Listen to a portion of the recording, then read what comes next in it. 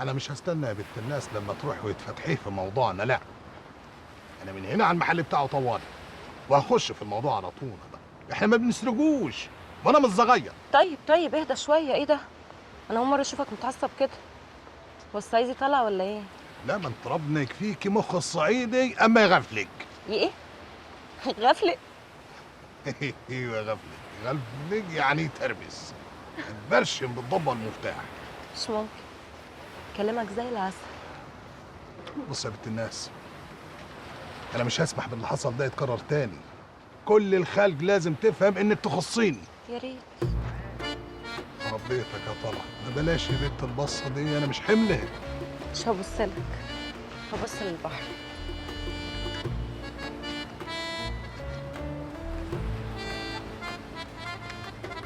انا اللي مجنني ومخربط نافوخي. ازاي يا شامه انت وافقتي ان البقف ده يدخل بيتكم ويتحدث عليك ايه؟ الله يا طلعت، ما كنتش لسه عرفته. ولو الواحد من اول ما يشوفه كده يا ساتر يطبق على النفس زي الكابوس. على فكره بقى دمك خفيف جدا وانت متعصب. طب يلا يلا يا بنت الناس، شوفي احوالك ايه، وانا من هنا على عمرو زيد على طول. طب طمني بعد ما تخلص معاه، كلمني على المحمول. محمود جبت واحد؟ ايوه اهو، هديك نمرته. اكيد هيبقى انا كمان هجيب محمول عشان احدثك عليه. ماشي. وشفتها فين بقى كده ان شاء الله؟ في الشارع يا عمرو زيد. اصل الكشك بتاعي جار الشركه اللي بتشتغل فيها شامه. وحصل بقى بينكم ملاغيه لا مؤاخذه؟ مش فاهم قصدك، يعني ايه ملغيه؟ يعني اتلغيتوا مع بعض، اتناغشتوا مع بعض، اتكلمتوا مع بعض، ولا انت اول ما شفتها كده عجبتك رحت جاي لي على طول عشان تطلبها مني؟ بصراحه العباره ما هو كان لازم نتحدثوا معاها عشان نعرف لما نتكلموا مع مين. اهي دي الاخلاق اللي تعجبني. الصعايده طول عمرهم يعرفوا الاصول. بس انت لا مؤاخذه يعني اتاخرت ليه كده على الجواز؟ والله ظروف كتير يا عمرو زيد، الحمد لله رب العالمين. يعني مش عايزين نخوض فيها. والكشك والبضاعة الكشك يعني الحمد لله، بس طمن لسه ما فاتنيش القطر، هنشعبطوا فيه. لا بعون الله نخليك تلحقه وتقعد درجه اولى كمان. الله يبارك فيك. اللي يناسب ناس زيكم يا عمرو زيج يركب البريمو. ربنا يخليك. انا معايا دبلوم تجاره وكفيت تعليم على كده. لا برافو عليك، ده انت كامل من مجاميعه. طيب بنقول يعني ميت ان شاء الله نجيبوا الست الواد ده عشان نقروا الفاتحه. لا استنى شويه بس قبل ما نساله عليك. ماله يسال كيف ما يلد عليك، انا تحت امرك. بص بقى يا ابن الناس، الساعه دي ساعه شغل، احنا نخلص الشغل كده ونقعد انا وانت على رواقه عشان نتكلموا في كل التفاصيل. سيدي انا تحت امرك، شوف الوقت والمكان اللي يناسبوك. الساعه 11 بالليل. زين قوي. اطلع على تصل. ليه تصن بعيده؟ ليه متطرفه كده؟ اخويا الكبير قاعد هناك. اصل اخويا الكبير ده دايما اساله في كل حاجه، حتى مراتي ام شامه دي اي موضوع تتعرض له لازم تسال اخويا الكبير يشوفك ويوافق عليك. يا سلام، على راسي من فوق. نروح ان شاء الله ونتشرفوا بيه. الله، رايح فين؟ مش تستنى اوصف لك العنوان بتاع توسن عشان ما تتوهش.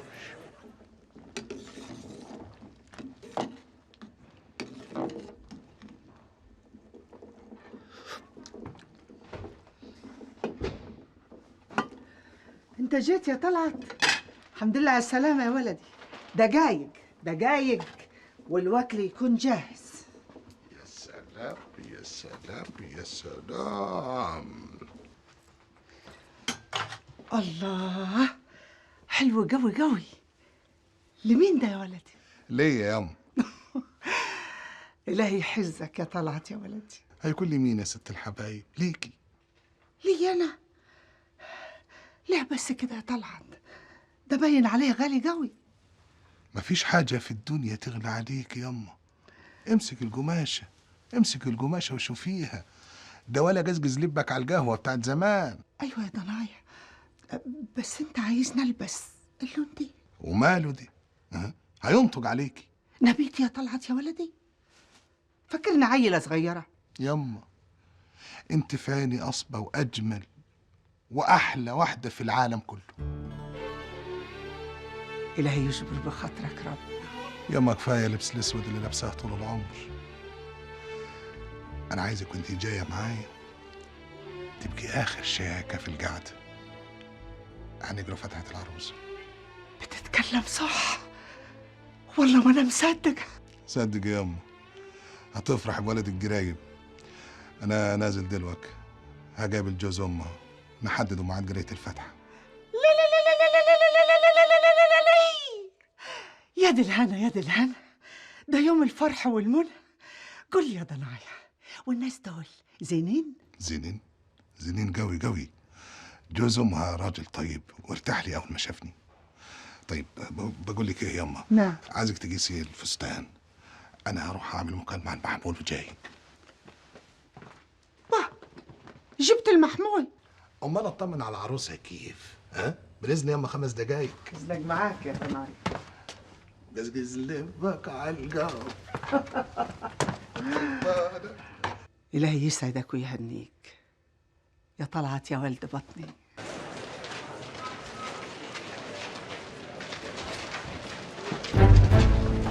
انت جاي لحد هنا كمان؟ طب ارمي المثل الاول، ده انت قلبك اسود قوي. اه قلب اسود قوي وشرانيه وشعنونه وسيبني في حالي بقى. كل ده علشان شفتيني؟ ماشي. عموما انا مش جاي لك انت، انا جاي للست الوالده. اصلها كانت طلبت مني طلب واني وعدتها اني هنجيبه لها، وعيب قوي لما نخلف وعدي. الست الوالده؟ طب متشكرين. ايه تليفونك بيرن مش هتردي؟ ماليش مزاج ارد. احسن.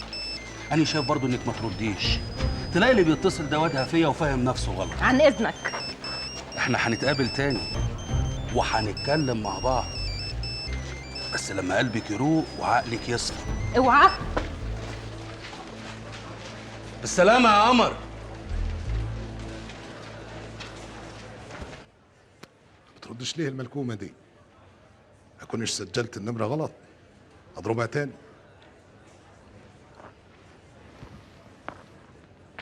رد يا بنت الناس، ما تردش. اكونش خدت النمره ناقص رقم. بسم الله 1 بلاش تاني 3 4 10 ارقام. وبعدين في الفجر ده هتقلب دماغي ولا ايه؟ انتوا ازاي تعملوا حاجه زي كده من غير ما تاخدوا رايي؟ ترموا الواد شبكته من غير سبب وتكسروا بخاطره؟ قلت لك مش قابلاه ولا طايقاه. ايه عايزه تجوزيني بالعافيه؟ يا بت ده انا عاوزه افطمك واعرفك مصلحتك. الواد ده كله انسانيه وذوق، ده افتكر الريحه المستورده اللي طلبتها منه وجي جابها لي. بعد كده ما تفتحيلوش الباب واحنا مش موجودين. البني ادم ده خلاص ما عادش فيه حاجه بتربطنا بيه. شامة استني هنا، سايباني ورايحه على فين؟ الحكايه دي مش هتعدي بالساهل. انت فاكره نفسك مين؟ السفيره عزيزه؟ لا يا حبيبتي اصحي لروحك، ده انت ابوكي مات وما سابلكيش اللقطه. عارفه وحافظه كلامك كويس، عارفه ان في راجل غير ابويا هو اللي بيصرف على البيت وانا مش ملزومه منه، لكن انا بقى ما بطلبش منه مليم. انا بشتغل وبشقى وبستحمل غدات الخلق عشان اصرف على روحي. تعالي هنا، انت بتقولي ايه؟ برضه فهمتي كلامي غلط بمخك التخين ده اللي مش عايز ينضف. انا فاهمه كلامك صح قوي، وقريب جدا هكون متجوزه وسايبه لك البيت عشان تاخدي راحتك مع جوزك. مش هو ده اللي يهمك؟ شامة انت يا بنت شامة. ماشي يا شامة، خشي ارتاحي لك شويه، لكن لازم تعرفي ان الموضوع ما اتقفلش والكلام بيننا لسه ما انتهاش.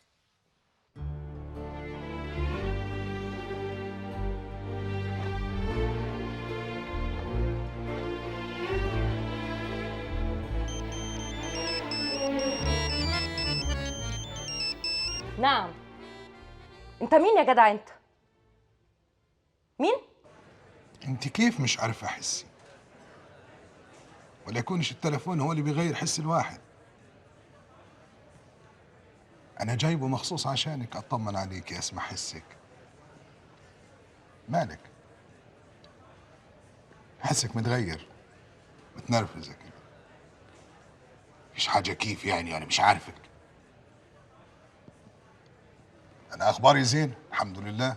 قابلت عمك روزيك، ابوها قبله تاني، هنتحدثوا في كل حاجه. بص يا بنت الناس، ان شاء الله اسمعي بس، هقول له نلبسه دبل ونجروا فتحه ونرتبوا اي ترتيب احنا عايزينه بعد كده. مش عايزه تقولي مالك؟ فضفضيلي. عطا ده وجع طين عطا، ده مش ناوي جبهة البر. ايوه بس هنا، بس هنا. شكرا يا هندسه. يلا مصباح انزل.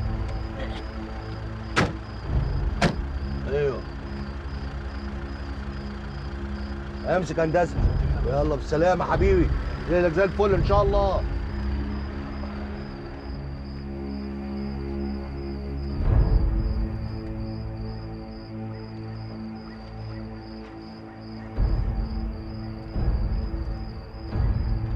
ايوه ازيك يا غالي؟ معلش هتاخر عليك شويه بس بسيطه، اطلع لاخويا مرزوق كده اجيب حاجه مهمه وان شاء الله اجيلك على طول. ايوه على طول، جايب لك معايا اخبار زي العسل. سلام يا حبيبي.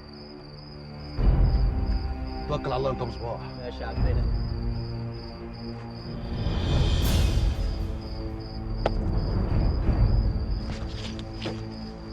هات الشنطه اللي في ايدك دي، هتطلع تستنى انت على الامه فوق. ليه يا ساعتها؟ انت مش هتسلم وتسلم زي كل مره في السريع ولا ايه؟ لا يعني هاخد عمك رزيق ونطلع على وزه نضرب حجرين. تاخد الحاجه دي تقابل المحمدي تديها له وتعد منه 20 باك، وفاهم؟ فاهمك يا ساعتها، فاهمك، ما تقلقش.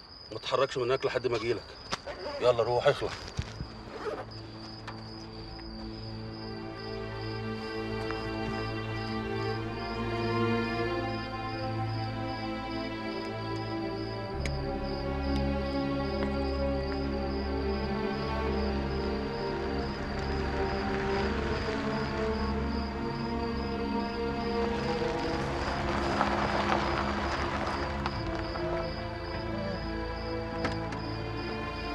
معلش يا واد عمي تعبتك معايا بس. لا غصب تعبك، عني. تعبك رايح بلدين. الله يكرمك.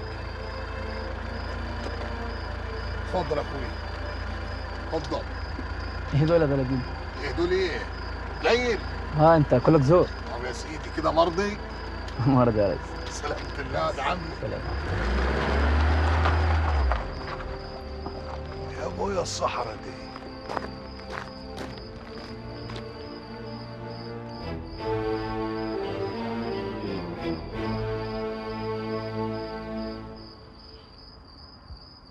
ايه يا عمنا انت فين؟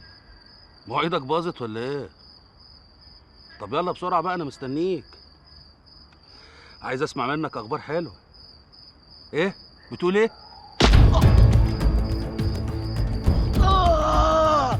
الو الو، انت رحت فين يا عمنا؟ الو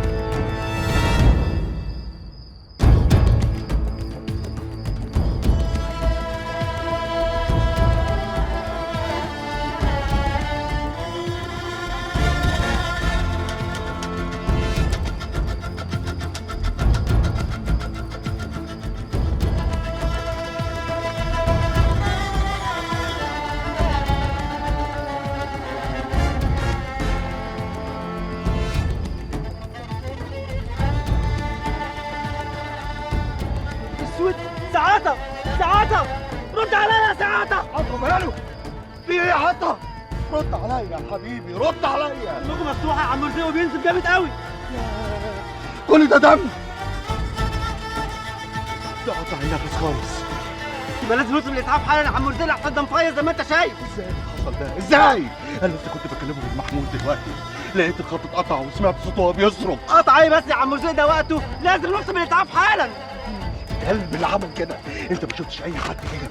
ما شفتش. ازاي؟ ازاي؟ مين خبطه الخطه السودا دي؟ لا لا يا عم مرزوق، انا شفت وسط صعيدي لابس جلابيه وعمه عدى قدامي وانا واقف عند الامه هناك، وكان واخد في وشه باين عليه عامل عامله سودا يا عم مرزوق. جلابيه وعمه؟ ايوه عطا ده انا نسيته خالص. يبقى هو مين يا عم رزيق؟ مش وقته دلوقتي، مش وقته. انا دلوقتي لازم اخويا مرزوق يجي بالجيب بتاعه ويشيله عشان نوديه اقرب مستشفى ونعالجه.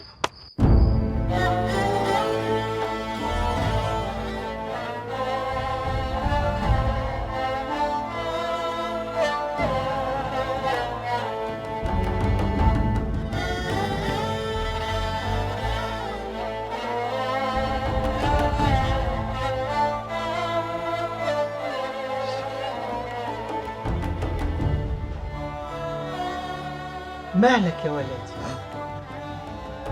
انت صح يا ام؟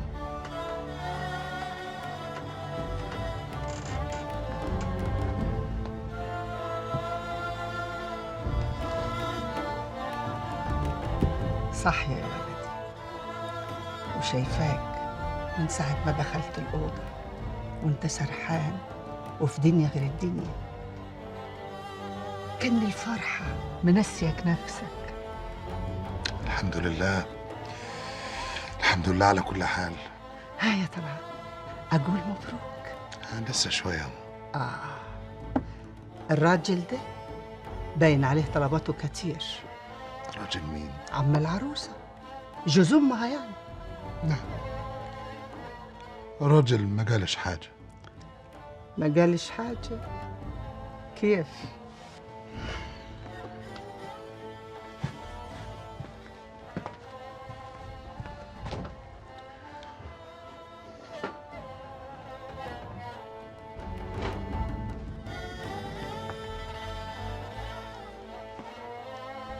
خد دول يا طلعت يا ولدي.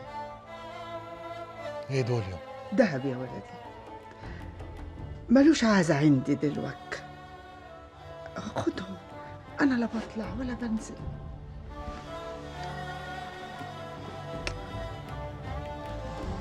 ربنا يخليك ليا يا أما. حط الدهب مطرحه، وأنا لو عوزته هطلبه منك. الحكاية باينة يا طلعت يا ولدي، والراجل ده باين عليه مزودها شوية في طلباته. وأنا وعيالك يا ولدي تعبان وحيران، واللي جاي على قد اللي رايح. ده أنا أمك يا طلعت. الدهب ده يا ولدي أنا كنت شايلاه لوقت عوزي وجت عازته. خده يا ولدي، اتصرف فيه وهات كل طلبات عروستك. هجيب لها ايه بس يما؟ هجيب لها ايه؟ حط الدهب مطرحه، انا لو عوزت يما هاخده منك. جرى لك ايه يا طلعت؟ الراجل ده عمل فيك ايه؟ ما عملش حاجه يما، انا ما قبلتهوش من اساسه. احب على يدك، انعسي وسيبيني.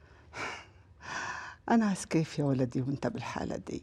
طب اقول لك، انا هطلع بره اشرب الشاي مع عمي بشير. بالاذن يا أما، بالاذن.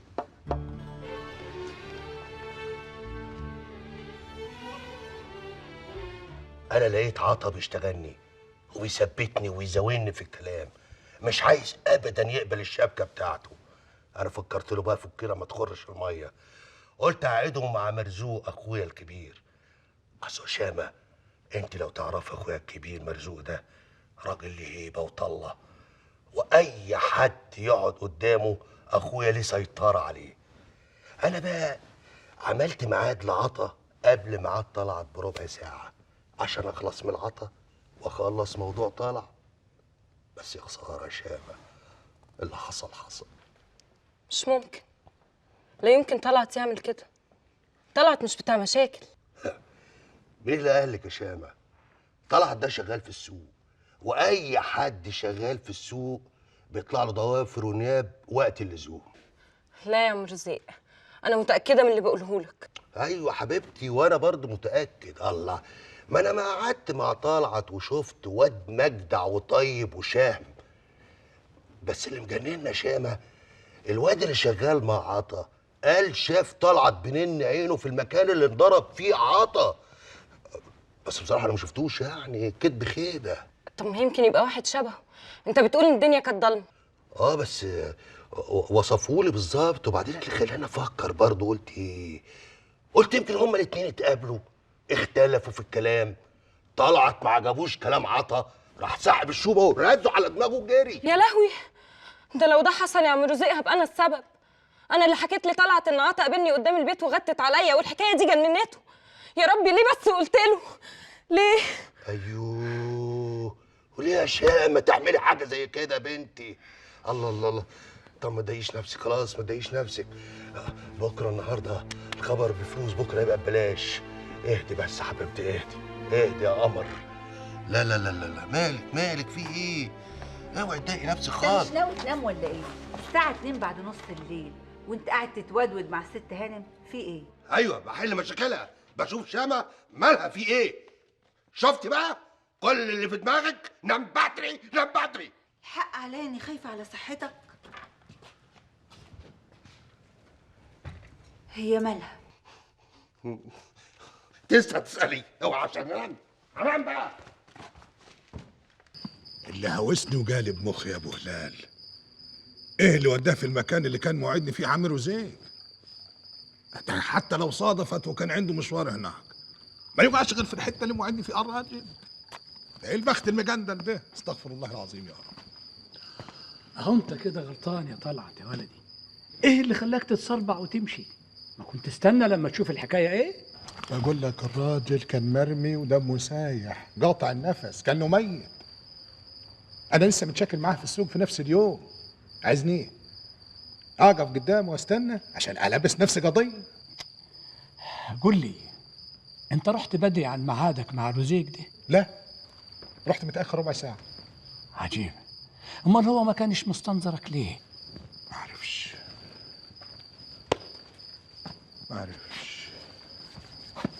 يا عم بشير.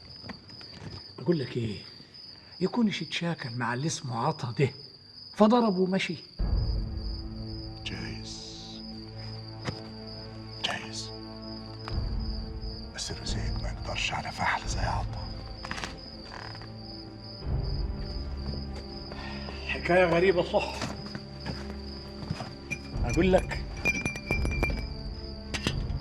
اشرب الشاي وريح راسك، والصبح كل حاجه حتبان لما تقابل عمك رزيق ده.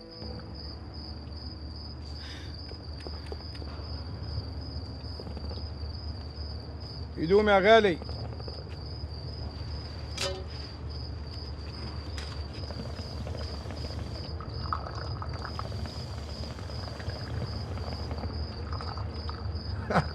اصل المحافظ بتاعنا راجل طيب وقلبه ابيض زي اللبن الحليب. المحافظ الجديد اتولد وعاش عمره كله في بحري، وفاكر ان اللي اتزرع جوانا في سنين طويله هيتقلع في ثواني. اكسر الشر يا غالي، كبر الرجاله اللي قعدت معاهم. جرى يا بدير، ما انت فاهم وسياده النايب وكلنا فاهمين الحكاوه دي، ودي مش اول مره تحصل. بقول لك ايه، اللي عايزك تعرفه ان انا اللي طالبه منكم ده للامان مش اكتر. الضابط الجديد طب علينا وحوط البلد وخد السلاح اللي معانا. ما يرضيكش يعني؟ ما يرضيكش نقعدوا كده عريانين؟ لا ما يرضنيش، وانا جاي لك يا ابو عمو قبل سابق. انت تؤمر وانا انفذ. ربنا يخليك يا بدير. عايزين 50 بندقية آلي و100 طبنجة حلوان. حسبه بسيطه وسهله، بكره زي دلوك هنكونوا جاهزين. واحنا جاهزين بفلوسنا واللي تؤمروا بيه. احسب المبلغ كام بالظبط وبلغني.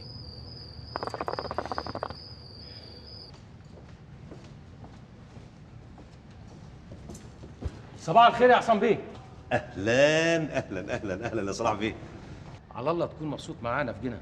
جدا، وناوي اطول معاكم شويه.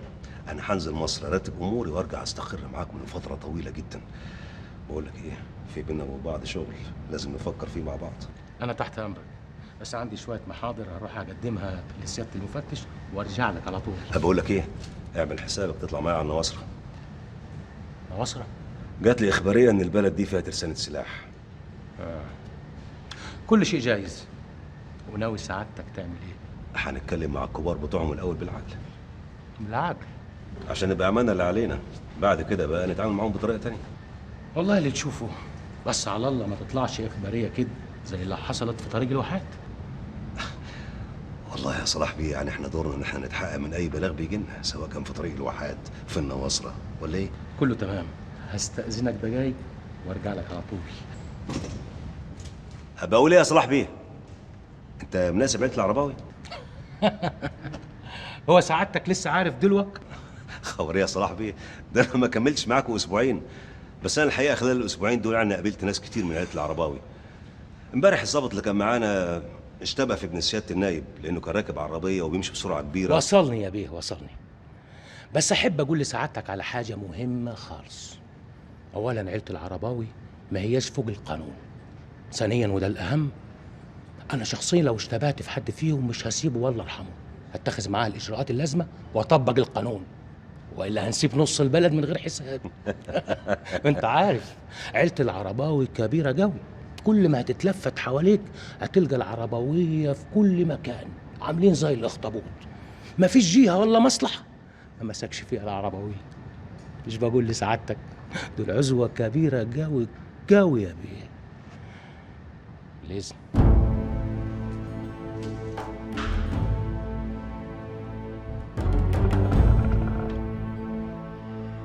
خد معاك ابو النجا وعابد، طلعوا المستجاب الحوش الكميه اللي طالبها. التسليم يا عمي، مين هيقوم بيه؟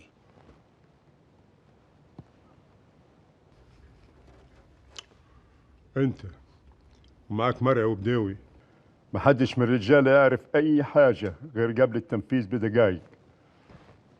واطلع ارتاح لحد المغرب لان ليلك هيبقى طويل. ربنا يعيننا يا عمي. صلاح ما جابش اخبار. صلاح مش هيغلب يدعبس لحد ما يعرف البلاغ اللي جه للضابط عصام جه منين. انا ما اعرفش عصام ده طلع من انهي داهي، باين عليه مش هيجيبها البر يا عمي. مالك متكدر منه ليه؟ ده راجل مش هيجي لنا من وراه الا كل خير، ده هو السبب في بيعة الليله دي. انا كارهه من يوم اللي حصل في طريق الواحات. انسى حكايه الواحات دي، هنجيب قرارها بعدين. طيب اقوم انا اريح جتتي عشان اقدر استحمل الليله الطويله بالاذن يا عمي. قول للرجاله اني طالع بعد ساعه، خليهم يجهزوا العربيات. اوامرك يا عمي. يلا استنى يا شفيق، استنى يا ولد انا عايزك. خير يا ابوي؟ انا هديك كام يوم راحه من الشغل عشان تتعدل، ترجع تمسك روحك من جديد. انا زين يا ابوي، ما فيهاش حاجه. اسمع يا واد، يوم ما هحس ان ولدي الوحيد طالع خرع ههد كل اللي بنيته واطلع اعيش بره البلد ملك بفلوسي. وايه لازمته الحديد ده يا ابوي؟ عشان انت ما تعرفش النعيم اللي انتوا عايشين فيه ده حصل كيف. انا شقيت وعشت سنين جوه الخطر عشان تبقوا في النعيم اللي انتوا فيه ده. يا ابوي انا بس عايز اقول لك ما تفتحش خاشمك غير ما اخلص حديثي كله. فكرك انا ما عارفش ايه اللي قالب كيانك؟ اقول لك يا بيه، قلبك الرهايف ما استحملش يشوف واحد خاين بيتنفذ فيه القانون. لا يا ابوي،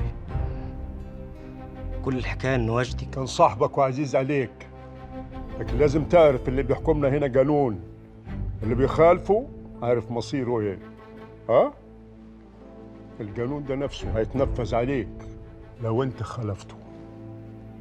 هترتاح يومين، عايزك تفرس كل الرجاله خصوصا اللي بيحرسوك. ها؟ عايز اوصل لسبب اللي حصل في طريق الواحات. اسمعني زين يا شفيق، نفذ حديثي بالحرف. ما انا قلت لك قبل سابق يا بنت الناس، انا ببعد عن الشر واغني له. اي مشكله بقابلها بحلها بالعقل.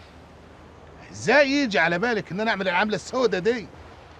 انت فهمتني غلط يا طلعت، انا مصدقاك لاني عارفاك كويس. لا يا شاب، انت لازمك وقت عشان تعرفيني زين. ارسى عليك. احنا صحيح عرفنا بعض قريب، بس انا حاسه اني اعرفك من زمان، يمكن حتى من قبل ما اتولد. كل الحكايه بس ان انا خفت لا يكون عطا جر شكلك ولا حاجه ومترديت عليه، لكن اول ما قلت لي ان ده ما حصلش انا صدقتك على طول. ما كانش له لازمه عمك روزيه جد ميعاد لعطا في نفس الليله اللي هيقابلني فيها. عم رزق كان عايز يخلص من زن، ما كانش في حد ممكن يعمل ده غير اخوه مرزوق الكبير. المهم دلوقتي اني اطمنت عليك. انا ما نمتش امبارح طول الليل يا طلعت. كنت خايفة أكون اتسببت في أي أذية ليك. استحمل اي حاجه عشانك يا شام. يعني الحمد لله رقت دلوقتي. ركت. انت البصه في عينيك تروج المزعبب زعبيب يا شام. تروق مين؟ ده من مزعبب زعبيب. يعني المتعكر يا شام. انت ما بتفهمش عربي يا بتنتهي. لا لو العربي بالشكل ده يبقى أنا ما بفهمش. ضحكتك بتنور العالم كله. شام انا هروح لعم رزيق ونخلص موضوعنا. ما تتعبش نفسك، هو قال لي إنه هيعدي عليك بعد الظهر ويشرب معاك الشاي. سلام. يشرف ويأنس. يعني انا استناك في الكشك. وتنسى اللي حصل خالص امبارح. عطا سكك ومش سليم واللي بيكرهوه كتير. ممكن يكون أي واحد فيهم هو اللي عمل معاك كده. نسيته يا شام. انا نسيت اللي حصل خلاص. يلا بينا. إيه ده استنى، رايح فين؟ أنت مش هتجيب لي الجيلاطة ولا إيه؟ يا غباوتك يا طلعت. ثواني وتكون الجلاطة عندك يا جلاطة.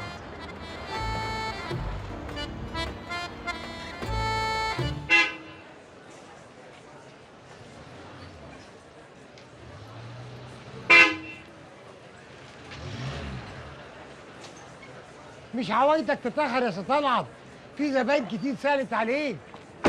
معلش كنا بنشتري بضاعة جديدة، ربنا يبارك لنا فيها. ربنا يزيدك كمان وكمان ويرزقك من حيث لا تحتسب. فرشتك فين؟ ما انت عارف الظابط حمدي ورزلته، وانا بيني وبينك يا طلعت مش حمل اذيته. الحكاية دي عايزين نشوف لها صرفة. ما تشغلش بالك بيا، ربك بيرزقه من عنده، ربنا كريم. ونعم بالله، هنقولوا ايه؟ ما هي الجنة للناس الطيبين. خد يا جنيدي، خد يا واد عمي، هات شاي وشوف طلبات عمك السني. انا يا طلعت. شكرين يا واد عمي.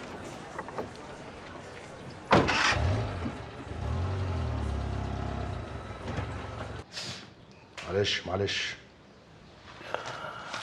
تسلم ايدك. ربنا يخليك. ايه الحكايه؟ طمنا. لا اطمن، الدكتور بيقول ان الارتجاج اللي حصل عنده خفيف قوي، ممكن على بالليل يخرج ويبقى زي الفل. المهم ان هو يرتاح وما يتعبش نفسه يومين 3 على الاقل. لا ان شاء الله نريحه. بعد اذنك. اتفضل يا حبيبي اتفضل. سلامتك يا وحش، نشفت دمنا. انا مش فاهم ايه اللي حصل يا زياد. لا انت ما تفكرش في اي حاجه ولا تشغل بالك بالموضوع ده. اللي عمل العمله دي هنجيبه يعني هنجيبه. المهم قول لي عطا، انت اتعاركت مع حد قريب؟ يا رزاق احنا بنشتغل في وسط اللبش كله. انا نص اللي اعرفهم مجرمين والنص التاني سوابق. الله يحفظك، حتى وانت تعبان بتنجد. ألف سلام عليك يا سعاد. كنت فين يا؟ في السوق. شفته يا عم زيد. ها هو شفته بعينك؟ اتأكدت منه؟ بقول لك هو اللي انا شفته بيجري قدامي امبارح يا سوروزيه، انا مش هنتوه عنه. انتوا بتتكلموا عن مين؟ اصل بصراحة عطا يعني جرى ايه؟ ما تتكلم يا روزيه ما تتعبنيش. اصله بصريح العبارة كده الواد اللي اسمه طلعت جه طلب ايد شامة مني امبارح. انا قلت بقى لازم اقعده مع اخويا مرزوق الكبير. اخويا مرزوق الكبير ده هو اللي يقدر يهدده ويبعده عن شامة، لانه واكل دماغك على الاخر. اديته ميعاد علشان يقابل اخويا واخلص منه واجيلك، لكن نعمل ايه؟ اتاخر وما جاش. وبعدين؟ وبعدين انا شفته معدي من قدامي وانا واقف عند التبه، كان ماشي بيمد، ما كنتش اعرفه، رحت السوق اتحققت منه، وبان عليه هو اللي عاملها معاك يا سعاده. قلت لك يا عطا بلاش تجر شكل مع الواد اللي اسمه طلعت ده واد بحر غويط. لا واحده واحده بقى كده وفهمني ايه الحكايه بالظبط. ألف سلام عليك يا سعاده. إن شاء الله عدوينك. الحمد لله إنك بخير أهو زي الفل.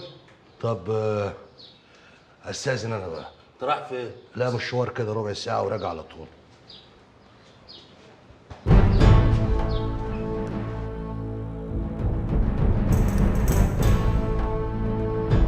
انت جبت الحديث الماسخ ده منين؟ من واحد صاحب عطا. انت تعرف عطا واصحابه ده منين؟ مش ده المهم. الناس دول دخل.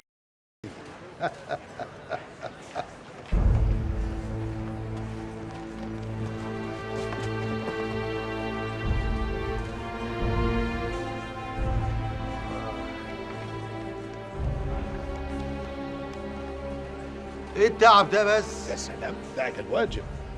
السلام عليكم. وعليكم السلام ورحمة الله وبركاته. ان شاء الله بينا طلعت. ماشي يا عبد السلام، 10 دقايق اقفل وجهي. اذا كان وراك مشوار ومستعجل توكله على الله واجي لك بعدين. بعدين كيف؟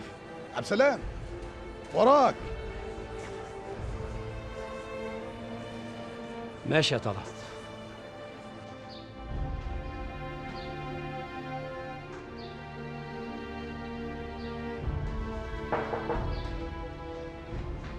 السلام عليكم. معايا ضيف جاي يطمن عليك. ضيف مين؟ ألف سلامة عليك. أهلا بيك. إن شاء الله تكون بخير. الضربة كانت جامدة بس الأساس متين، وعطا ما يضيعش بسهولة. عاش اللي ضيعك يا عطا. يا سلام، أنت ما تعرفنيش زين، ويمكن المرة اللي اتقابلنا فيها كان فيها شد مني، بس إن شاء الله لما تعرفني صح هتعرف إن راجل تغري لا بتاع لف ولا دوران. ما انتش محتاج للدباجة دي كلها، يعني عارفك كويس كويس قوي. طب يا ابن الناس، نجيب من الآخر. أنا سمعت حديث إن فيه ناس شافوني في المكان اللي أنت انضربت فيه. أنا خايف لا تكون افتكرتني يعني. افتكرت إيه؟ ما تقولش كده يا راجل. اللي قالك كده واحد كتير الكلام وبيهلفط على الفاضي. انت في حاجة بينك وبيني؟ في بينا كل خير ان شاء الله. يبقى تشكر على الزيارة يا حبيبي. اصل طلعت كان عايز يقول انه أنا فهمت الراجل عايز يقول ايه، وكفاية انه جاب نفسه لحد هنا. أنا زي الفل، اطمن. أنا خارج بعد ساعة وزي الفل. الحمد لله انها جت على كده كده. ألف حمد ليك يا رب. أشوفك بقى في السوق نكمل كلامنا بعدين. أنا أصلي ما بحبش كلام المستشفيات، ريحته تخنق. ولا إيه يا عبد السلام؟ هنقولوا ايه؟ تقوم بالسلامة يا عطا، ونحمد ربنا انها جت في القصة.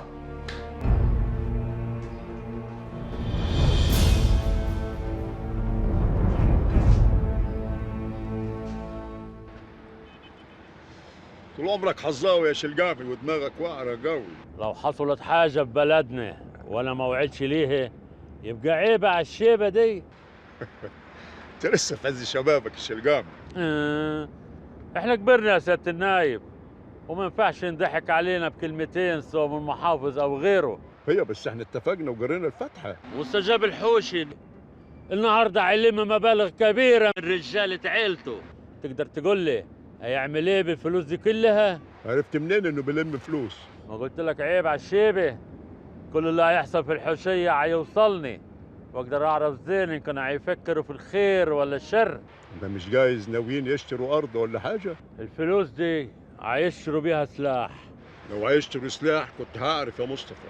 انا ما يفرقش معايا هم هيعملوا بيها ايه، انما انا كل اللي يهمني ان امن روحي وناسي. ايه ولكن انت عايز ايه دلوقتي؟ عايز سلاح. طول عمري اقول للمسؤولين ان السلاح بالنسبه للصعيدي اغلى من ضمان. يضحي باي شيء ولا يضحيش بيه. ما فهمش ليه ما عايزينش يفهموا المساله دي.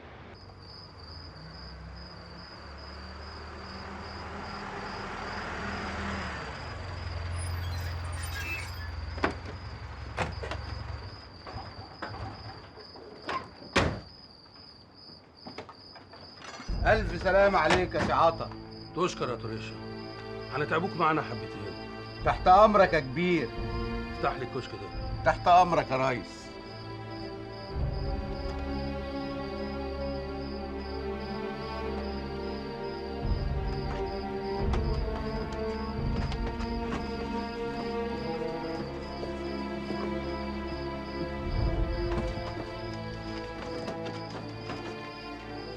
يبقى له اتصرف في البضاعة يا سعاطة.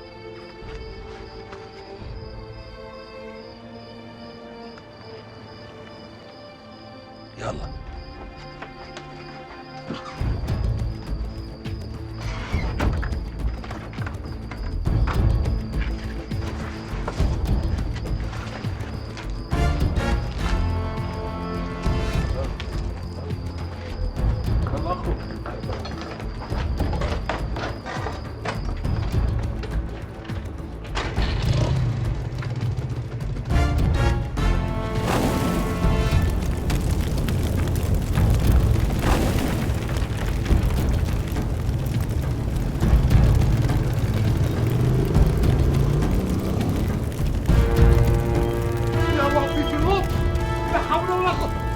الحقونا يا ناس، الحقونا يا ناس.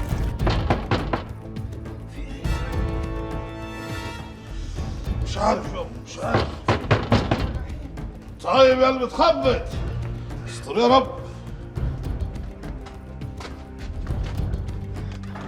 يا واد جديدي، الحق يا سي طلعت، الكشك بتاعك ماله؟ بيولع، والرجاله اللي كانوا رايحين يصلوا الفجر بيطفوا فيه. ما عرفش يا عم بشير بيقول الكشك ولع.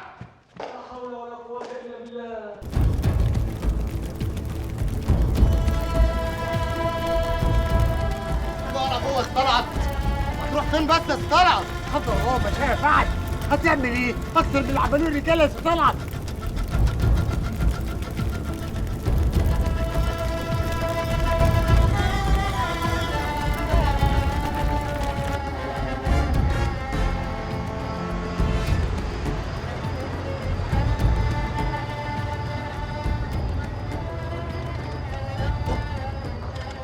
الحمد لله كل حاجه تمت على خير. بركه فيك يا سبدير. يلا يا رجاله ريحوا انتوا، تعبتوا كتير الليله. بالاذن يا سبدير، اروح البلد وطلع العيال. وماله بالنجي، بس ابقى سمم انت بتطلع على العيال وامهم. اوعى تاخر، تيجي العصريه، عندنا شغل مهم ابو خالو. اوامرك يا سبدير. يلا يا حبيبي معاك العافيه. ابسط يا عم، هتنام لحالك من غير ابو النجي؟ اهو ناموا ولو ليله واحده من غير شخيره يا سبدير. العس يا مدعي وارتاح على الاخر. السلام عليكم يا رجاله.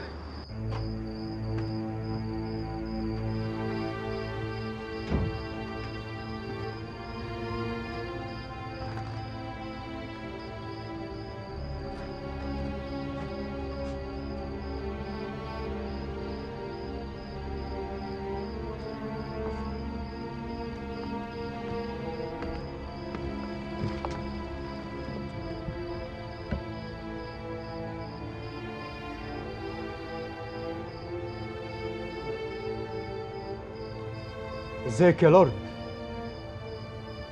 لقيت الوقت المناسب قلت اطمن عليك. لا كلهم مخمودين، راجعين من عملية تسليم. لا تمت على خير، ما تقلقش عليها يا لورد. المهم جنابك عامل ايه؟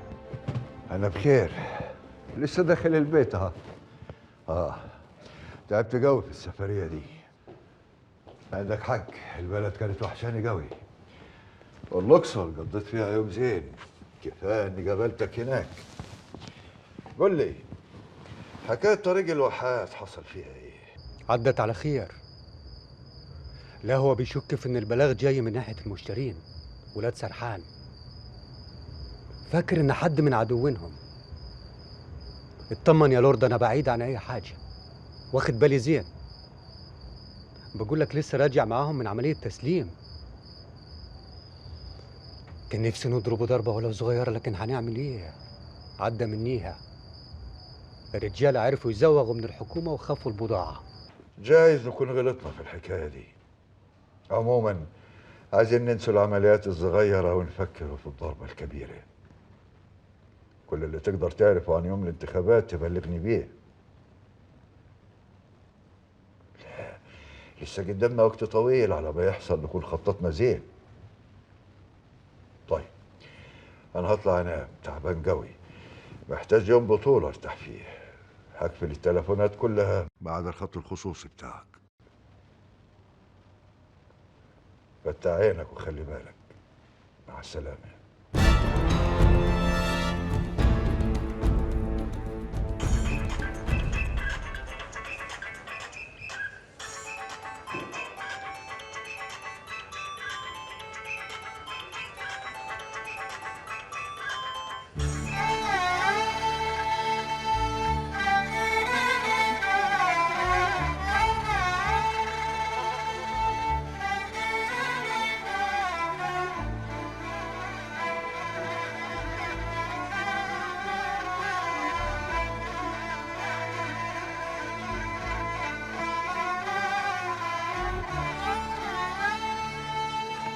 قلبي عندك يا طلعت طبعا.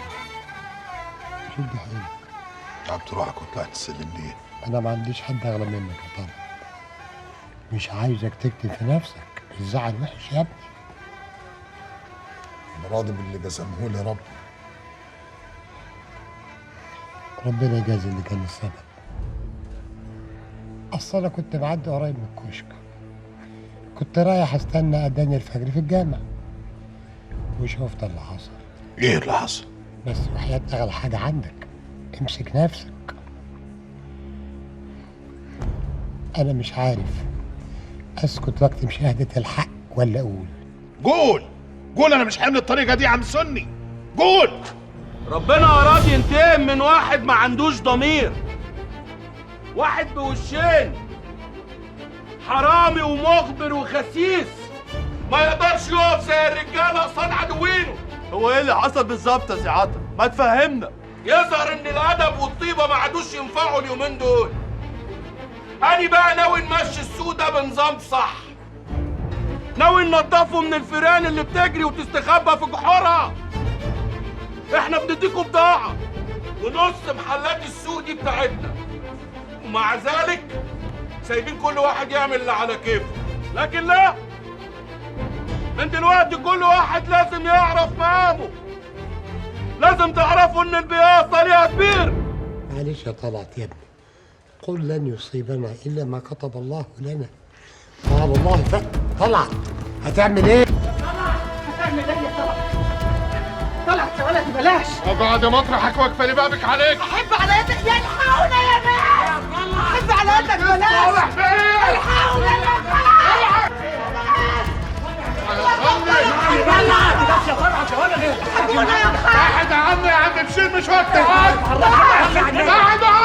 احب على يدك بلاش يا ولدي. يا طلعت بلاش يا ولدي. يا خاطر عنك بلاش تلفي. قاعد عني عبد السلام. يا طلعت يا ولدي. يا طلعت يا ولدي.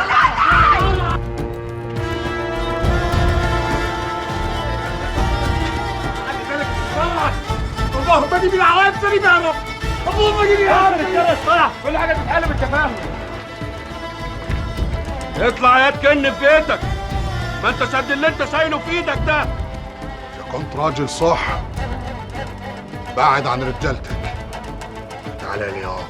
انت ليك عين تتكلم بعد اللي عملته يا ناقص يا الماما.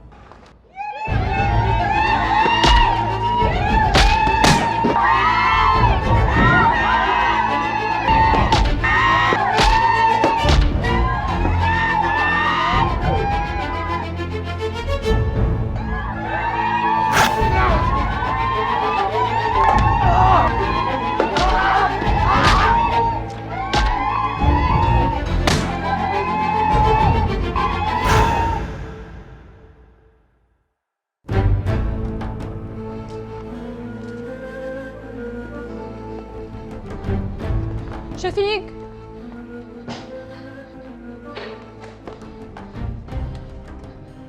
كيفك يا اخوي؟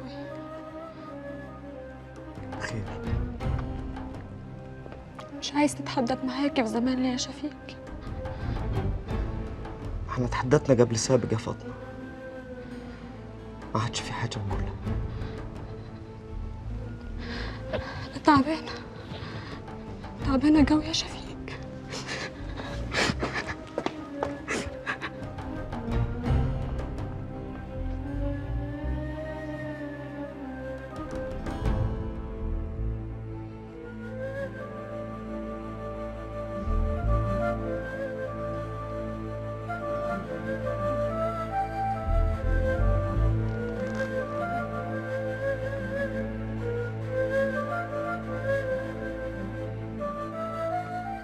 ليه ده كله؟ وجدي يا شفيق ما سايبنيش في حالي، ما بيصدق يغمض لي جفن واشوفه قدامي في حلم فظيع. كابوس ما بيتغيرش ابدا يا شفيق. بيصرخ بصوت عالي ويقول لي ليه رميتيني في النار يا فاطمة. ولا انا اعمل ايه؟ انا اللي شفته قدامي وهو ايه؟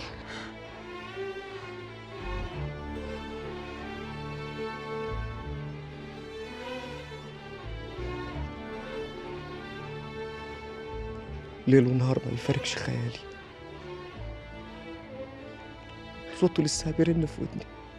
انا عارفه انه كان بيعزك قوي، كان دايما يقول لي شفيق ده ما هواش عرباوي، قلبه من نوع تاني خالص، كانه من دينة تانية غيرهم كلهم، علشان كده هو اقرب واحد لقلبي. انا كمان ما كانش بالنسبه لي نسيب وخلاص، كان اكتر من اخ، صديق. لما كانت تضيق بيا الدنيا كنتش الاقي غيره اقعد معاه وافضفض له، واقوم بعدها وانا مرتاح قوي. انا عارفه انك عارف، احب على يدك يا شفيق، قولي يمكن ارتاح.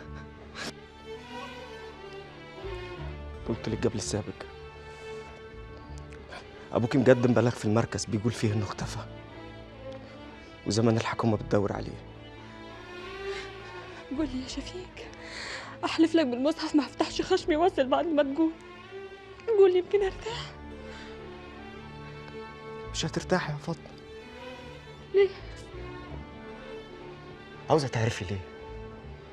انت مش خلاص عملتي عملتك وياه وقلت لابوك انك مش عاوزاه؟ حاولي تنسيه زي ما انا نسيته. ما هقدرش يا شفيق، ما هقدرش. طب لو في قلبك ذرة حب لاختك قول يا شفيق يمكن ارتاح. انت حرق، ابوك حرق، ولع فيه قدامي، شفته قدامي وهو بيتحرق وجيت تبطلنا. عايزه تعرفي ايه تاني؟ اقول لك ايه؟ اقول لك ان انت السبب، وان انت كنت ممكن تكرزي لو كنت سامحتيه. لا انا قلت له ما عايزهوش، ما قلتش اكتر من كده، ما قلتش اكتر من كده، ما قلتش اكتر من كده. ليه خليتيني ابوها بالسر يا فاطمه؟ ليه؟ ابوك لو عرف اني نطقت الحرف هيقتلني.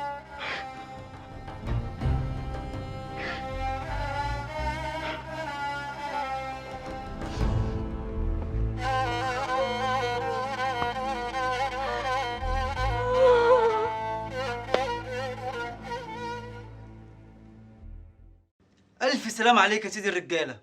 الحمد لله انها جت على قد كده، قدر الله ما شاء فعل. الولا لسه عايش زي القطط ب7 أرواح.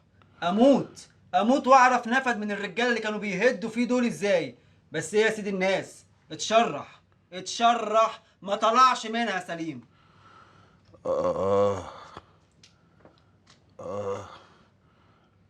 أنا دماغي بتوجعني. ايه ده؟ هما مربطيني كده ليه؟ يعني ايه اللي حصل لي بالظبط؟ أنت بخير وزي الفل والله، بس يعني أنا شايف ما تتعبش نفسك بالكلام الكتير ده كل شوية. انا بقول نسيبه يرتاح ونقعد نستنى بره. يلا بينا. عبد السلام استنى انت، أنا عارف انك هتروح تطل عليه. ما انت عارف انه صاحبي ولازم يعني. عارف، بس انا عايزك تفهمه اني مش هسيبه، انه مش ممكن هيقدر عليا ابدا. يا سعادتك كفايه اللي حصل بقى، احنا ممكن نلم الحكايه ونقصر الشر. لو كان حد فيكم راح فيها كان هيبقى ايه الفايده؟ ماشي، نفوتنا من اللي فات، بس على شرط، لازم يعرف انه ملوش يعيش في البياصة ولا العطارين كلها،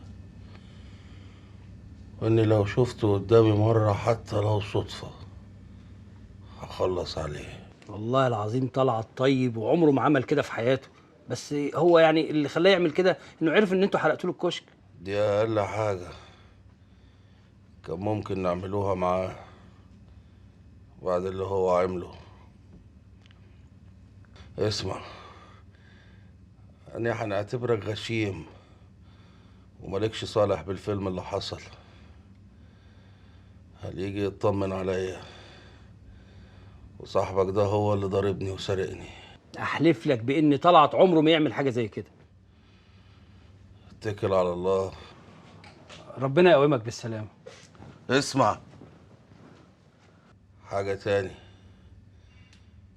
لو عايزنا ننسى اللي فات قول له يشيل شامة من دماغه خالص، ينساها. فاهم ياض؟ جد قلبي يا ولدي، وهانت عليك امك واللي عملته عشانك طول عمرها. هقول ايه؟ الحمد لله، الحمد لله فاتت، جت سليمة الحمد لله. تعرف يا ولدي ليه ربنا نجاك وطلعك سالم من وسط الكلاب دول؟ عشان قلبك طيب، وعشان أنا ما أقدرش أعيش من بعدك ولا دقيقة واحدة يا ولدي. يا أما الله يرضى عليك كفاية، أنا ما قادرش أسمع حديثك ده. حاضر يا طلعت، هقفل الخشم يا ولدي، هكتم خالص. الحمد لله على سلامتك يا وحش. الحمد لله جت سليمة، كلها كام يوم وهتخرج من المستشفى زي الحصان. هسيبك مع صاحبك، خد راحتك يا ولدي.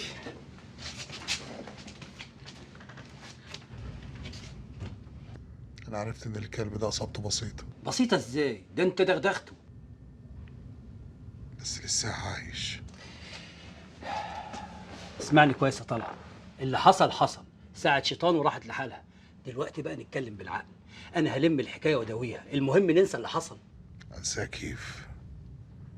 هما لو نسيوه ما يبقوش رجالة. هما هينسوه عشان هما اللي اتكتروا عليك وأنت كنت في حالة دفاع عن النفس. ده الكلام اللي أنت هتقوله في التحقيق عشان تنجي نفسك، فاهمني؟ طمن، أنا مش هجيب سيرتهم في التحقيق. الناس اللي تعاركت معاهم ما عرفهمش. أنت ناوي على إيه يا طلعت؟ ناوي آخد حقي بيدي وأبقى أقول للحكومة بعد كده على كل حاجة. ممكن تاخد الحقن يا معلم؟ معلم مرة واحدة كده. الله يرضى عليك. طب هستنى أنا بره بالإذن. معلش عبد السلام. حاله اتبدل في أسبوع واحد بس. الأول يدخل في عركة مع واحد ما يعرفوش، وبعدها الكشك يولع. قول لي يا عبد السلام، ايه اللي اتغير في حياة طلعت ولدي وخلى الخلق كلها تعديه، وهو اللي طوب الأرض كان بيحب ويحلف بحياته؟ وأنا بصريح العبارة كده يعني أنا لو طلعت عزيزة عليك يا عبد السلام قول لي الحقيقة، اتكلم دغري يا ولدي، حط يدك في يدي، قول لي اللي تعرفه كله علشان نعرف نحموه من اللي حواليه ومن نفسه كمان. اسمعيني كويس يا أم طلعت، أنا هقول لك اللي في ضميري وأجري على الله. كل اللي فيه طلعت ده سببه حاجة واحدة بس، حبه اللي اسمها شامة دي وجري وراها. أنا كان قلبي حاسس إن أدمها عليه مش أدم خير، وبعد اللي حصل له ده كله اتأكدت من إحساسي. بتقول ايه يا عبد السلام؟ البنت اللي بيحكي لي عنها ويقول لي يما ده كيف الملاك تكون هي السبب في كل ده؟ البت ممكن ما يبقى لهاش ذنب، المشكلة في اللي حواليها وفي ظروفها. خلاصة الكلام يا حاجة، لو طلعت عايز يرجع زي الأول وينجب نفسه يبعد عن البت دي خالص وما يفكرش فيها.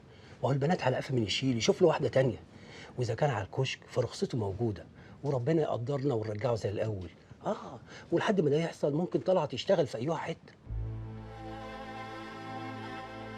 دي حكاية وعرة قوي. الكشك والبضاعة اللي كانت فيه هم كل راس مال طلعت ولدي.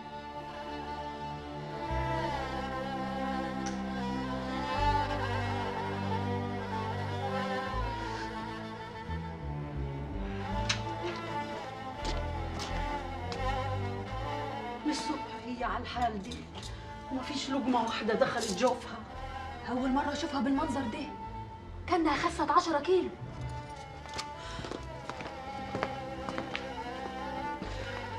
فاطمة فاطمة ردي عليا يا بنتي. طب أقول لك بلاش تتحدثي معانا، كلي ولو لقمة واحدة. بلاش تاكلي، تعالي ننزل ونتمشوا في الجنينة زي ما كنا بنعمل. حبستك دي مش زينة عشانك. طب انزلي اتمشي لحالك، انت عمرك ما كنت بتطيقي الحبسة. طب قولي لي يا فاطمة، ايه اللي تعبك يا بنتي؟ ما تكتميش جواكي. مهما كان اللي حصل صحتك وشبابك أهم من أي حاجة.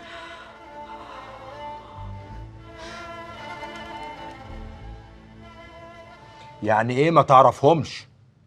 عايز تفهمني المعركه الكبيره دي كلها حصلت بالصدفه؟ انا قلت لك الحقيقه يا بيه. الناس دول اتعركوا معايا من غير سبب ولا سابق معرفه. فجاه الدنيا زاطت والحكايه كبرت، معرفش ليه. طلعت والكلام يدخل العقل. انا بقول الحق يا بيه. انا لقيت نفسي وسط ناس بيضربوني ويضربوا غيري. حاولت اخلص نفسي من العركه، جاتني كام ضرب. كل اللي شافوا الخناقه قالوا انك كنت ناوي تخلص على عطا وداخل قصاده ومش همك اي حاجه تحصل لك. عطا مين يا بيه؟ عطا المصاب اللي في الاوضه اللي جنبك. هو اللي قال لسعادتك اني كنت ناوي اخلص عليه. انا لسه ما حققتش معاه. انا قلت اللي عندي يا بيه. الناس دول اتشكلوا معايا على حاجه هايفه. الحكايه كبرت ودخل فيها بياعين ما عرفهمش، والحمد لله عدت على خير. كل اللي حصل لك ده وتقول لي عدت على خير؟ مين اللي حرق لك الكشك يا طلعت؟ الله اعلم يا باشا. انا مش عايز اظلم حد. طب اسمعني كويس، انا عايز مصلحتك. اصل الحكايه دي ممكن توسع، ممكن تتحبسوا بسببها، واحتمال النيابه تعديها. الخلاصه انك مش هتعرف ترجع تشتغل في السوق تاني زي الاول. ربنا يحلها من عنده. ربك ما بينساش حد. شفت بقى؟ لو كنت فكرت واشتغلت معانا كنا هنعرف ازاي نحميك. عموما فكر تاني وانا هعرف ازاي ارجعك السوق واخليك تاخد وضعك من جديد. وماله؟ نفكر يا بيه، العقل يتشاور. لازم الواحد يكون له ظهر، برب يحصل له حاجه. في شقوة الحكومه ظهر. فكر. غريبة حكاية أختك دي، يكونش حد قال لها كلمة كده ولا كده. كلمة ايه يا راجل؟ ما تفهمني، لو تعرف اخبار جديدة عن جوزها قول. ما قلت لك مستنيين الحكومة تعتر فيه. وانتوا برضك بتستنوا الحكومة؟ وبعدين معاكي، ما قلنا مش هنفتح الموضوع ده تاني. احنا مستنيين الحكومة هي اللي هتقول حي ولا ميت. يا ما قلت لهم اسرعوا وجيبوا حتة عيل، كان زمانه هون عليه واتلهت فيه. عندك حق، العيال بيدوا طعم تاني للدنيا. يعني الواحدة ممكن تستغنى بعيالها عن الخلق كلهم. عيال هي؟ انت بتسمي بناتك دول عيال؟ تغور البقرة اللي تحلب على جرد. مالهم بناتك يا راجل؟ مال وجمال وتعليم زين، ده انت حقك تتباهى بيهم في كل مكان. قلت لك عايز واد ان شاء الله يكون عفش وملوش في التعليم خالص. تاني يا بدير؟ ما قلت لك ما تفتحش الحكاية دي تاني، ونصيبنا هيجيلنا في ميعاده. على الله يكونش بطنك هي اللي ولفت على خليفة البنات. روح اتجوز عليا يا بدير، روح دور لك على البطن اللي تجيب لك الواد، ولا تحب ادور لك انا؟ هتقولي ايه يا ملكومة؟ اوعي تكوني زعلتي، ده انا ما بشوفش في حريم الدنيا غيرك انت يا تهاني. ده بس كلام ود عم حديد تضحك بيها على عجلي. عجلك تخين وما بتفهميش زين. انا ما اقدرش اتجوز عليك يا تهاني حتى لو سجيتيني السم بايديكي. ان كان ده اللي هيريحك اعملها، وما تخافش من ابوي. حكيم هو عجله ما بيشتش غير لما يعرف ان فاطمه جرى لها حاجه، انما احنا يا عيني علينا طول عمره بيعاملها كانها هي الملكه واحنا الجواري. انا ماليش صالح بابوكي ولا بغيره، مش عايز منك الحديث الماسخ دي. ده انت اللي يا بت، يا سلام، ده انت الشاهد وانت العسل الابيض. يلا هات النوم عشان اصحى الصبح بدري. يلا يلا يا حبيبتي. مالك بص على جرد؟ عمري ما تخيلت ان ده ممكن يجرالك. لما شفت الكشك واللي حصل فيه الدنيا لفت بيا، مش عارفه رجعت على البيت ازاي، لحد ما جه عم رزق وحكى لي اللي جرالك. ما قدرتش استنى وجيت لك على طول. انا لازمتها ايه بس الدموع يا بنت الناس؟ انا السبب. لو ما كنتش تعاركت مع عطا بسببي ما كانش كل ده حصل. لا يا شاب، مالكيش دخل بالحكايه دي. ماليش دخل ازاي؟ كنت عايش ومبسوط، بتشتغل وبتكسب لحد ما قابلتني. انا وشي وحش عليك. ما تقوليش كده، الله يرضى عليكي. ده انت وش السعد علي. انت نعمه كبيره ادهاني ربنا، ولازم الاقي اللي يحسدني ويحاربني فيه. انا همشي. ايه الجنان دي؟ طوالي كده؟ الساعة 11:30. الحمد لله اني طمنت عليك. والله يا ريت امنا كانت مشي، كان نفسي تشوفيها وتشوفك. بكره هكون عندك من بدري.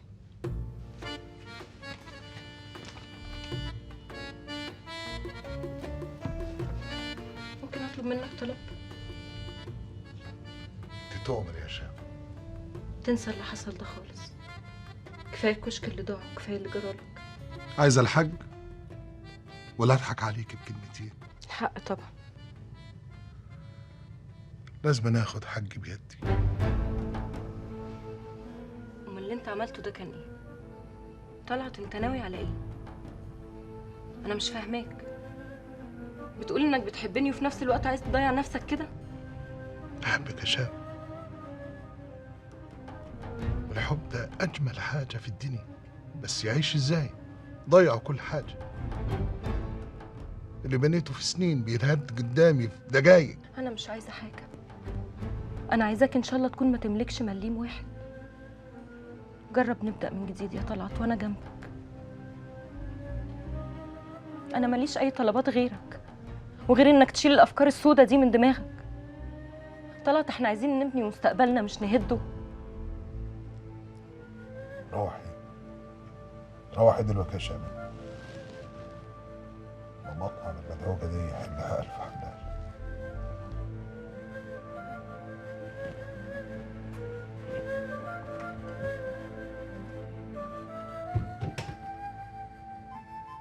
ده ما اسمهوش غير حاجه واحده، لعب عيال وتهريج. بدل ما نحط عيننا على شغلنا وناخدوا بالنا على وكل عيشنا، نشتغلوا شغل عربجيه وشوارعيه. يا لورد ما انا كنت عاوز ارشح لسعادتك. عطا لازم يفهم ان عنده مسؤوليه كبيره. لو مش قد هيقول واحنا نشوفه غيره، بس قبل ما نشوفه غيره لازم نحاسبوه في الاول. عطا طول عمره من رجالتك يا لورد، وسعادتك دايما تشكر فيه وتقول ان شغله مظبوط. هي دي الحاجه اللي بتتشفع له عندي. شغله القديم هو اللي حاميه، ما مخلينيش اشوطه بعيد عننا خالص. لكن عطا نسي ان الشغلانه اللي بيقوم بيها محتاجه عقل واعي وصاحي عشان يعرف يوزن ويدبر الامور. مش عايزاه راجل مجنون اي حاجه تحصل تتهور ويبقى كيف المخبول. انا بقول يعني جايز يكون له عذر. جرى ايه يا دحروج؟ اتخبلت في مخك ياك. عطا طول عمره بيدور الشغل من غير ما حد يحس بيه، لا بره السوق ولا جوه. لكن دلوقتي خلى العيون كلها عليه، ويا ريته حافظ على شكله. خلى حته عيل على كد حاله يبهدله، يقبطوا له قصاده هو وكل رجالته. يعني بالعربي صغر روحه. الواد زودها معاه يا لورد وهو ما قدرش يستحمل اهانته. هقول لك ايه، اي حاجه بيدخلوا فيها الحريم بتبقى معجربه وتسبب بلاوي. انا عايز اسمع اصل الحكايه من الواد اللي بيشتغل عندنا، اللي بتقوله انه صاحب الواد سبب المشكله. هو ما جاش ليه؟ في الطريق يا لورد، دقايق ويكون قدام سعادتك.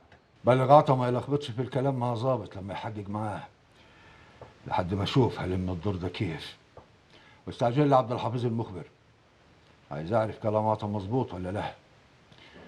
ولو اني ما اظنيش ان الواد ده بيشتغل مع الحكومه كيف ما بيقول عطا. تشكر على السؤال يا معاطي. عيب يا أستاذ طلعت، ده احنا جيران، وانا سمعت باللي حصل لك واتأذيت قوي، واول ما الواد جنيدي جالي وقال لي انك عايزني جيت لك طوال.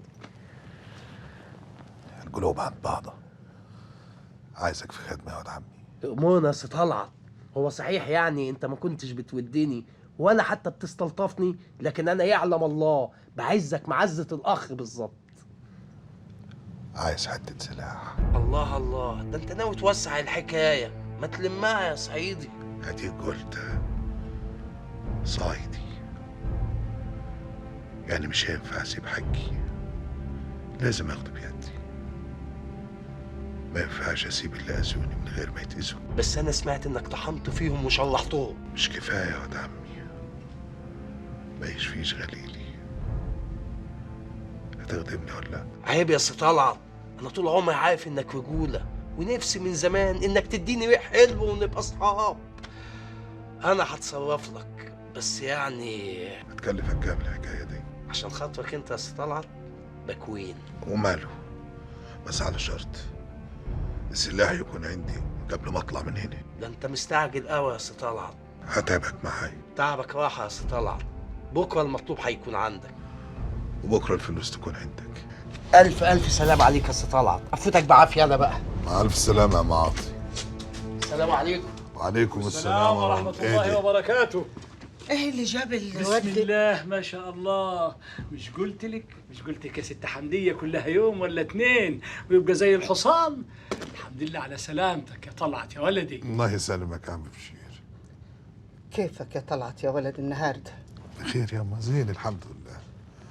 الحمد لله. وايه اللي جاب الواد ده؟ ايه يما؟ ايه اللي جابه هنا؟ جار من الجيران وجاي عشان يعمل الواجب ويزورني. واجب؟ من ميت يا ولدي؟ انت عمرك ما صحبته، وطول عمرك تقول لي انه مشي بطال وسكته عاجل. يعني اعمل ايه يما؟ اطرده يعني؟ اقعد بس، اقعد يما، عايز احكي لك حكايه. ازيك يا عم بشير؟ الكلام ده حصل قدامك؟ قدامي يا لورد. الواد رفض العرض بتاع حمدي بيه وقال له ابعدني عن الحكايه دي، انا مش عايش غير بحب الناس. وانت رايك كيف في الواد ده يا عبد الحفيظ؟ واد دغري سعادتك، مش بتاع لف ولا دوران. زين قوي. ايوه، خليه يدخل. طيب يا عبد الحفيظ، متشكرين. ده حروج مع عمك عبد الحفيظ ياخد واجبه ويصبح على حبايبنا في الجسم. ربنا يخليك لينا يا لورد، بالاذن.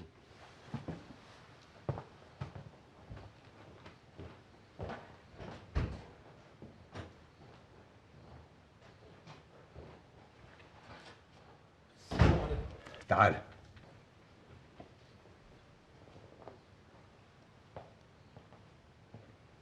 اقعد. بقول لك اقعد.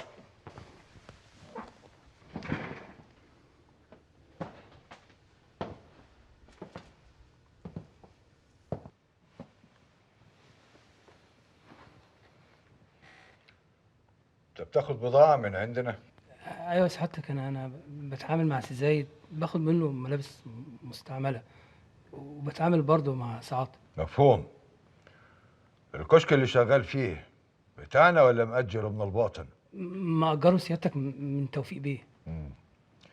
وايه حكايه صاحبك الفتوه دي؟ هو ما عرفش اننا نقدر ندوسه عليه ونسوه بالارض ولا ايه؟ هو ما يعرفش ان عطا شغال مع سيادتك غير من يومين ثلاثه بس. مش لازم يعرف. انا بحب الشغل البلطجه في السوق، ده مكان واكل عيشنا. وطلعت سعادتك مش فتوه ولا حاجه، ده غلبان وفي حاله. عايزك تحكي لي كل اللي تعرفه عن اللي بينه وبين عطا. وبصراحه اكتر حاجه بكرهها في حياتي هي الكذب.